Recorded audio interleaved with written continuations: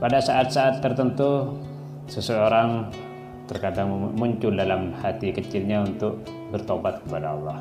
Masalahnya yang sering muncul adalah dia tidak tahu bagaimana seharusnya dalam bertobat, apa dasar-dasar dalam tobat itu, pilar-pilar yang harus membacking menjadi pijakannya itu apa sebenarnya. Nah, mudah-mudahan pembahasan kita kali ini dengan tema cara bertobat yang benar ini bisa bermanfaat untuk kita semua dan menjadi pijakan kuat saat kita tobat.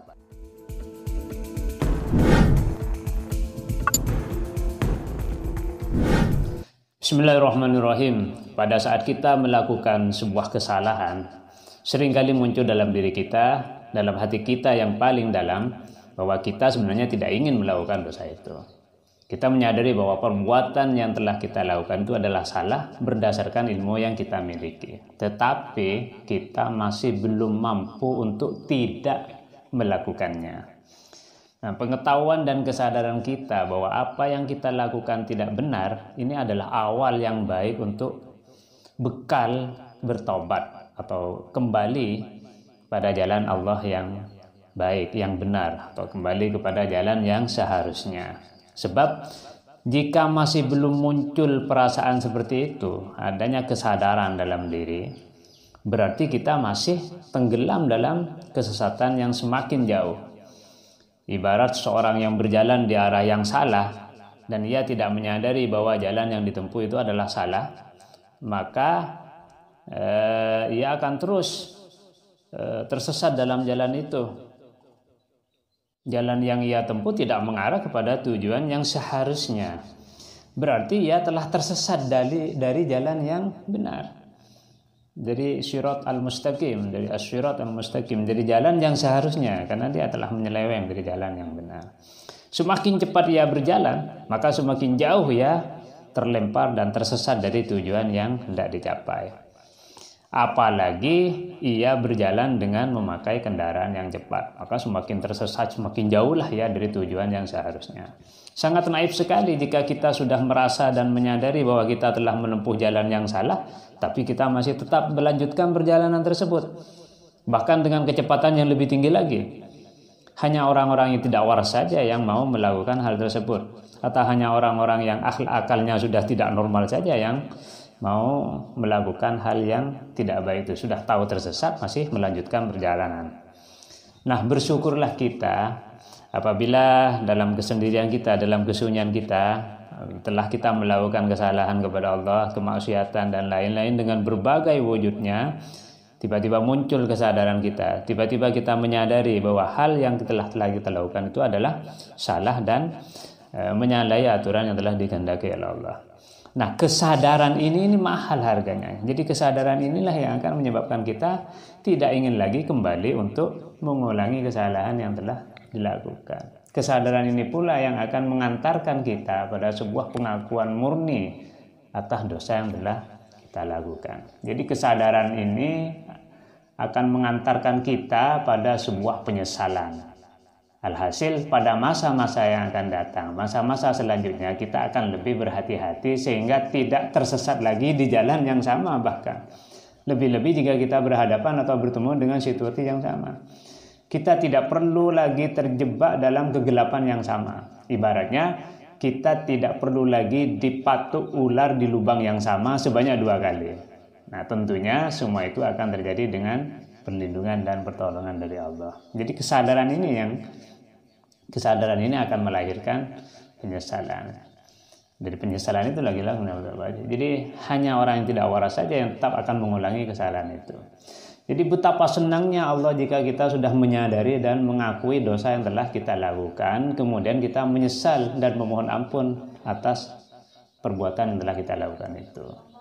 Saat itu juga Allah akan segera merangkul kita dalam tanda petik, memeluk kita dalam tanda petik, menyeret kita dalam pelukannya dan mengabulkan permohonan ampun yang kita sampaikan. Diriwayatkan dalam sebuah hadits qudsi bahwa Rasulullah sallallahu alaihi wasallam bersabda, Allah berfirman, ya, adnabadam abdun dzamban. Suatu ketika, misalnya ketika seorang melakukan sebuah dosa, lalu ia berkata, Allahumma ufirli dzambi, ya Allah ampunilah dosa-dosaku. Faqala Allah tabaraka wa taala, maka Allah berfirman,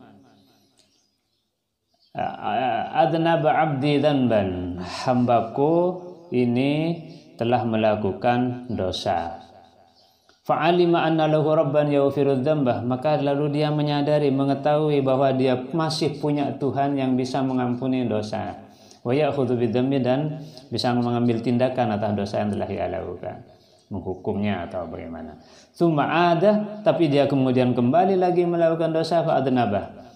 Faqala, nah saat itu kemudian dia menyadari lagi, ay rabbi ighfirli dzambi, ya Allah ampunilah dosaku. Ya Tuhanku, aku telah melakukan dosa, ampunilah aku. Saat itu Tuhan masih berfirman, hambaku ini tahu bahwa ia punya Tuhan yang mengampuni dosa dan mengambil tindakan atas dosa itu. Kemudian dia mengulangi lagi, fa'adnaba, tsumma ada fa'adnaba, maka Allah tetap. Kemudian dia menyeru lagi kepada Allah, ighfirli dzunubi, ya Allah misalnya. Maka Allah kemudian, hambaku ini tahu bahwa dia punya Tuhan yang mengampuni dosa. Maka qad ghafartu li 'abdi, aku telah mengampuni dosa hambaku. Falyaf'al ma syaa, maka dia boleh melakukan apa yang dia hendaki. Ini menunjukkan bahwa betapa Allah itu Maha Pengampun dan membuka ruang yang sangat luas untuk bagi hamba-hambanya untuk memohon ampun. Jadi secara alami manusia memang makhluk yang bisa dipastikan memiliki kesalahan dan dosa, baik disengaja ataupun tidak disengaja, baik kecil ataupun besar, baik yang secara terang-terangan ataupun yang dilakukan secara tersembunyi. Oleh karena itu dalam hal ini, dalam konteks ini yang paling penting ialah kita sudi bertobat atau tidak. Kita mau bertobat apa tidak dalam kondisi seperti ini. Jadi Rasulullah pernah bersabda, kullu bani Adam khata'un, setiap manusia itu pasti punya melakukan kesalahan. Dan sebaik-baik orang yang melakukan kesalahan adalah orang yang bertobat. Hadis riwayat Tirmidzi. Dalam hadis yang lain, Rasulullah SAW pernah bersabda, jika kalian melakukan dosa setinggi langit, lalu kalian menyesal, maka Allah akan menerima tobat kalian. Ini riwayat Ibnu Majah. Jadi pengakuan dan penyesalan inilah sebenarnya inti dari tobat. Meskipun para ulama sufi menambahkan beberapa syarat yang lain, akan tetapi inilah ruh dari tobat itu. Jadi penyesalan, adanya pengakuan bahwa kita menyesal, adanya pengakuan dari bahwa kita telah melakukan dosa. Dan ini yang mahal, ini ruhnya, ini intinya. Ini adalah puncaknya, ini adalah puncak tobat, ini dasar yang utama dari tobat. Nah, dalam sebuah hadis diriwayatkan Abdullah bin Ma'qil meriwayatkan, suatu ketika ayahku sedang berada di sisi Abdullah bin Mas'ud. Ia lalu mendengar Abdullah bin Mas'ud mengatakan, saya mendengar Rasulullah SAW bersabda, penyesalan adalah taubat. Ya tentu hadis ini tidak langsung berarti bahwa penyesalan saja sudah cukup, tanpa disertai dengan aktivitas dan dorongan kesadaran yang lain. Sebagaimana sabda Rasulullah, misalnya kita lihat al-hajju arafah, misalnya bahwa haji itu adalah arafah. Ya sabda ini tidak berarti bahwa dengan wukuf saja maka haji seorang sudah sempurna. Jadi wukuf hanya menggambarkan posisi dan pentingnya dalam rangkaian prosesi ibadah haji tersebut. Maka penyesalan ini juga seperti itu, menunjukkan pentingnya. Jadi yang paling inti dari rangkaian prosesi orang untuk melakukan tobat. Jadi walaupun demikian, kualitas dan tingkat penyesalan di hati seorang itu bisa sangat beragam tentunya. Ada yang kuat, jadi betul-betul menyesal. Ada yang menyesalnya ya tingkat menengah, dan bahkan mungkin ada yang penyesalannya ya hanya karena terdesak atau terpaksa saja. Jadi ini level yang paling rendah. Jadi yang paling tahu dan yang bisa mengukur kualitas tersebut ya adalah diri kita sendiri, tentunya juga Allah Subhanahu wa taala. Orang lain tidak bisa secara pasti mengetahui seperti apa tingkat penyesalan yang kita alami. Jadi gemetar, rasa takut, air mata yang meleleh dan lainnya adalah sebagai indikasi awal akan tingkat atau kualitas dari penyesalan seorang. Akan tetapi hal tersebut masih bisa dibuat-buat. Artinya masih banyak orang yang menangis tapi sebenarnya hatinya tidak, karena dia memang pintar berakting. Artis misalnya banyak yang bisa menangis. Ketika video pornonya beredar, maka dia pura-pura menangis di hadapan wartawan, ya aktingnya. Jadi tetap saja kembali lagi, maka dia sendiri yang mengerti sebenarnya tingkat penyesalannya itu seperti apa. Jadi apabila penyesalan tersebut sudah kuat, maka pastilah seseorang tidak akan tertarik lagi untuk mengulangi kesalahan dan dosa yang pernah dilakukan pada masa-masa yang akan datang. Ia akan terus berusaha menjaga dirinya untuk tidak terjerumus lagi dalam kesesatan yang sama. Dan pada giliran berikutnya pastilah ia akan terus menghiasi dirinya dengan kebaikan-kebaikan. Sebab ketika seorang tidak mengerjakan kejelekan dan dosa, pasti ia akan menyibukkan dirinya dan mengerjakan hal-hal yang kebaikan. Ini pernah disinyalir oleh Imam Asy-Syafi'i bahwa kita itu, nafsu kita itu, diri kita itu memang harus disibukkan dengan kebaikan. Jadi kalau tidak maka akan disibukkan oleh kejelekan. Jadi jika tidak, ilam tasghalha bil khair syagalatkah bisyair. Jika nafsu kita, jika diri kita tidak disibukkan dengan kebaikan, maka akan disibukkan oleh kejelekan. Nah, setelah kita bertobat dengan bersungguh-sungguh, tidak bisa kita merasa bahwa kita telah bertobat dengan baik. Perasaan bahwa kita telah sempurna, sudah bertobat dengan baik, mesti terus tumbuh di dalam diri kita agar kita tidak merasa sebagai orang yang sudah baik dan tidak memiliki kesalahan hanya karena telah membaca istighfar selama 1 minggu, misalnya menangis di tengah malam, misalnya. Tidak bisa seperti itu. Artinya perasaan kesadaran bahwa kita merasa bersalah kepada Allah tetap. Jadi lihatlah, misalnya kita bisa melihat bagaimana kasus yang telah menimpa, penyesalan yang telah menimpa, dosa-dosa yang telah menimpa para nabi, para awliya Allah. Misalnya kita lihat kasus yang terjadi pada Nabi Adam. Nabi Adam itu menangis sampai 200 tahun atas dosa kecil yang sebenarnya sangat kecil yang ia lakukan hingga menyebabkan terusir dari surga. Bisa bayangkan hanya melanggar makan buah itu yang dilarang, dan itu digoda oleh setan dengan menyebutkan atas nama Allah. Jadi kalau Gus Bah kita bisa lihat ceramahnya, jadi sebenarnya kecil lah, dalam tanda petik kecil, tapi penyesalan yang dilakukan oleh Nabi Adam itu sangat luar biasa. Sampai dilukiskan bahkan beberapa lembah penuh dengan air mata Nabi Adam. Nabi Daud misalnya pernah menangis dalam sujud dan tidak pernah mengangkat kepalanya selama 40 hari. Air mata yang tumpah oleh kesalahan kecil yang ia lakukan menyebabkan rumput di sekitar tempatnya sujud tumbuh subur hingga menutupi kepalanya. Setelah dosanya diampuni, ia meminta diberikan tanda tertulis di telapak tangannya tentang dosa tersebut agar diingat dan tidak diulangi lagi.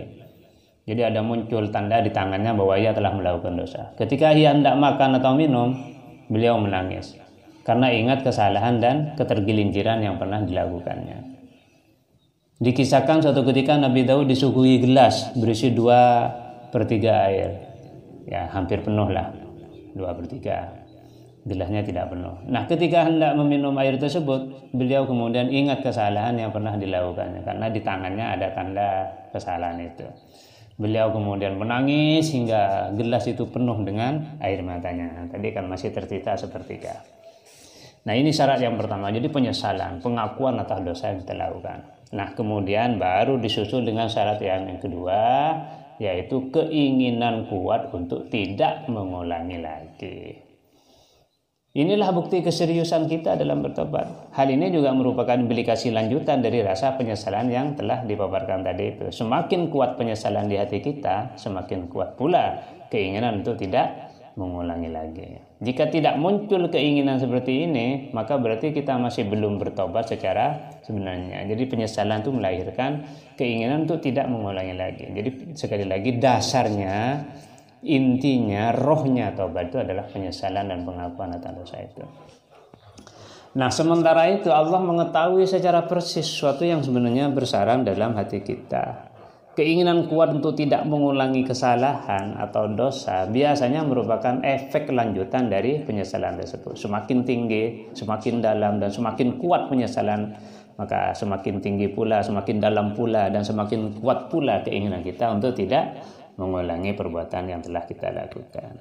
Nah, dilengkapi dengan syarat yang ketiga, yaitu membebaskan segala tanggungan atau beban atau kesalahan kepada manusia yang lain, kepada makhluk Allah yang lain. Ini yang disebut dengan hakul adami.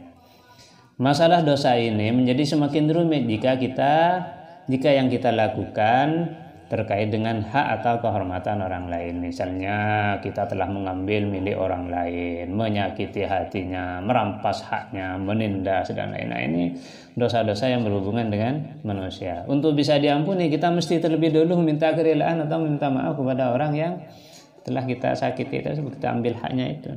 Apabila kita mengambil harta atau barang milik seorang, dalam hal tobat kita harus mengembalikan barang tersebut. Intinya kita mesti mendapatkan ampunan atau maaf dari orang yang telah kita sakiti itu. Setelah itu baru kita mendapatkan ampunan dan maaf dari Allah. Nah ini insya Allah kita akan bahas lagi sebenarnya bagaimana prosesnya. Ini karena masih ada problem-problem, misalnya bagaimana kalau orangnya sudah meninggal dan lain-lain. Kita akan bahas insya Allah di edisi berikutnya. Jangan sampai lelah ya untuk menyimak. Mudah-mudahan bermanfaat. Jadi inilah beberapa syarat tobat yang banyak dibahas oleh para sufi. Selebihnya tobat kita mesti dilakukan dengan sungguh-sungguh, bukan karena ada kepentingan lain. Tangis penyesalan ialah tangis yang lahir dari gelombang batin yang merintih setelah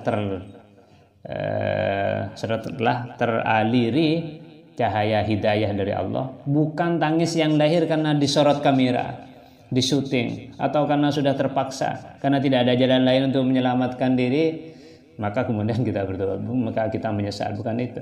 Jadi tangis keterpaksaan di meja persidangan sebagai sebuah terdakwa kasus korupsi misalnya, itu adalah tangis-tangis yang penuh dengan kebohongan. Jadi ketahuilah bahwa air mata penyesalan yang lahir dari seseorang yang bertobat, yang sungguh-sungguh, itu sangat dicintai oleh Allah. Sehingga Rasulullah SAW pernah bersabda, tidak ada suatu yang lebih dicintai oleh Allah dibandingkan dua tetes air. Tetes pertama ialah air mata yang menetes karena takut pada Allah, dan yang kedua adalah air mata atau tetes air mata. Jadi tidak ada suatu yang lebih dicintai oleh Allah dibandingkan dua tetes. Tetes pertama adalah air mata yang menetes karena takut kepada Allah, dan yang kedua adalah tetes darah yang mengalir di jalan Allah. Rawahu Tirmidzi. Allah juga sudah berfirman kepada Nabi Daud SAW, hai Daud, rintihan dari orang yang berdosa lebih aku cintai dibandingkan teriakan atau suara keras orang yang beribadah. Nah, mudah-mudahan apa yang kita simak, apa yang kita lakukan hari ini diridai oleh Allah Subhanahu wa taala, dan Allah membimbing kita untuk menjadi orang yang at-taibun, karena orang yang kembali, yang bertobat itu kaman la dzambalahu, seperti orang tidak punya. Terus yang kedua, saya juga pesan bahwa jangan sampai pernah kita merasa tidak diampuni oleh Allah. Kalau dosa ya silakan kembali lagi kepada Allah. Kalau tergelincir lagi, silahkan kembali lagi kepada Allah. Allah Maha Pengampun, dan ampunan Allah itu bisa ya dilakukan secara berulang-ulang. Allah tidak akan pernah habis pengampunannya. Rahmat Allah lebih luas dibandingkan murkanya. Mudah-mudahan bermanfaat.